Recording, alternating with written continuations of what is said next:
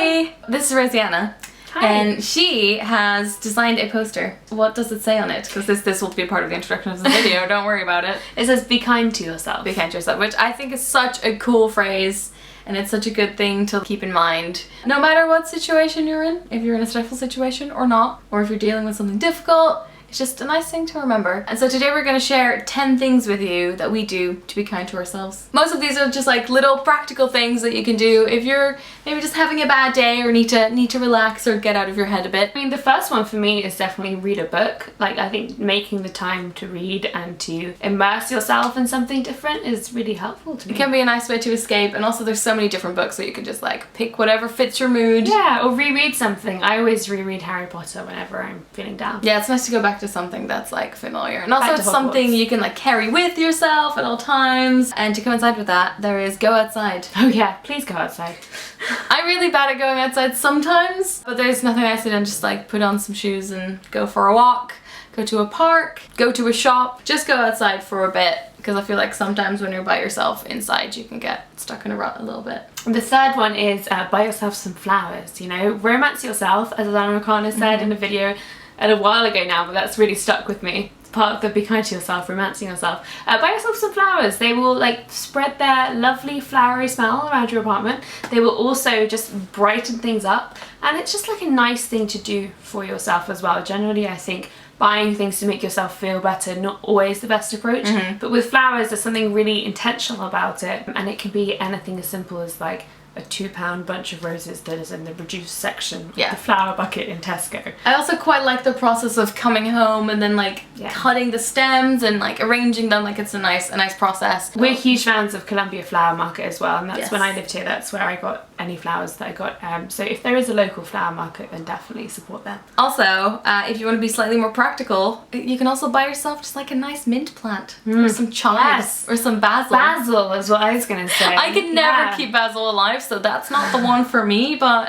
hard to kill some mint. So my friend Sarah just got me an orchid in the US, and I'm like, I really hope it's alive when I get back. Buy a cactus for yourself. One of the things I love to do is put on a film and give myself a manicure or a pedicure or both. In case you don't know, my nails are always painted, and when they are chipped or when I've been too busy to do something about them, I feel like really off. And so the nicest thing I can do to myself is just sit down, paint my nails. And the other thing is you can't really do anything else once you've painted your nails, so it like forces you to slow down. I'm terrible at that because it just stresses me out, and then I just ruin them straight away. For those of you who are better at it, or just try it and see whether it stresses you out more or less. The fifth one is cook something. For me, the process of cooking is another way you can just slow down. If you have like a recipe that you always like to make, I think that's really helpful, but also if you're following along with a recipe, it's literally telling you exactly what to do, and you don't have to make any decisions really. So you just are therapeutically going through the motions, and then at the end of it you either have food for a week, you have food for a meal, you have food to give around to your friends. You can just really put yourself and pour yourself into your food. I think that's very much the Mexican side of me, for one, is definitely comes through with that. The book like Water for Chocolate, one of my favourites. There's a lot of recipes in that where it talks about like cooking with your feelings, very magical realist.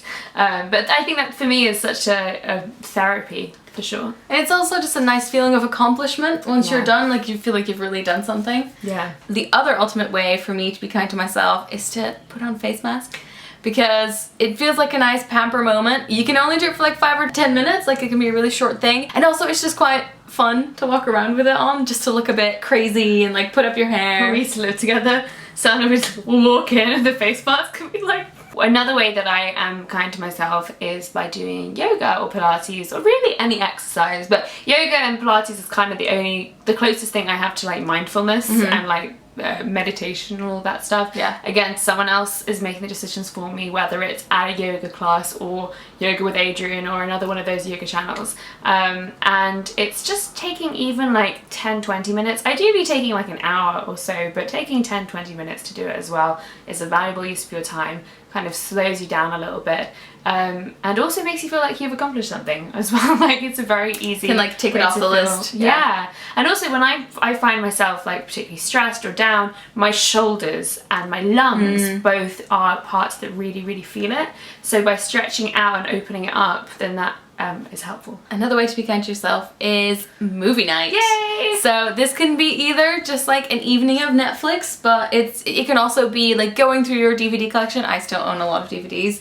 Old school. Yeah, going through and just like picking up some old favorites, and also just giving yourself the time off to just sit and just like, not like write off that evening, because that's how I usually feel if I'm not doing something productive. It's like, what am I doing? But it's nice to just like have that as your goal, watch a couple of films, and it's also a really nice way to hang out with people that is like really low effort. So you can just invite people over to come hang out, watch a film. The 9th way to be kind to yourself is colouring in. Yes, friends, we have reached this point of adulthood. I love colouring in, and I've been just like buying, even before it was cool, I've been buying kids colouring in books and just colouring them in to again like calm my mind down, but also because it's a fun way to be really creative and colour outside of the lines.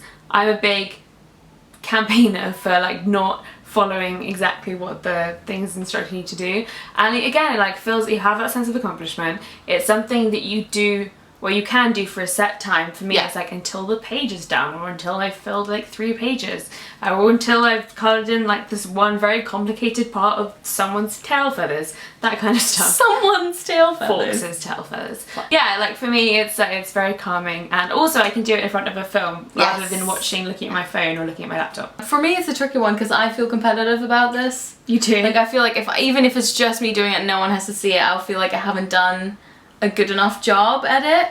So this is not the right one for me. It's not the one. No. The final one to be kind to yourself, number 10, is to organize your space and get rid of stuff. And I get so much peace just from like rummaging through my things and getting rid of things. It's nice to do it bit by bit so you don't actually like end up with a giant pile of stuff by the end of the day and you're more stressed.